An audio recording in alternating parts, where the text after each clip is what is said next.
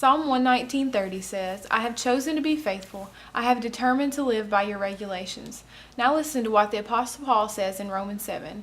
I have discovered this principle of life, that when I want to do what is right, I inevitably do what is wrong. I love God's law with all my heart, but there is another power within me that is at war with my mind. Now ask yourself, has this ever been you? You've decided in your heart to be faithful, to read and to study more and to follow more closely to God, but then you find yourself doing the exact opposite. I know I've done this many times. We all have.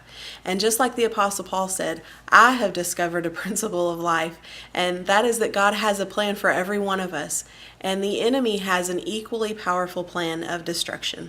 That power that Paul mentions in Romans 7 is the sin that we have either allowed to linger or is things that we've allowed back into our lives after we turned it over to God. The good news is God gave us Jesus Christ so that we would no longer be a slave to our sin.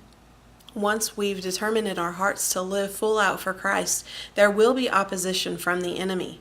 He wants us to think that we can handle things on our own, and we often buy into this lie.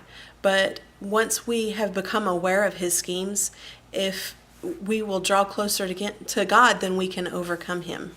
So make that declaration today that your faith, trust, and obedience are in God, and allow him to back you up when the enemy tries to play mind games with you. We can do it because Christ is on our side. Check out the scriptures. We'll see you next week.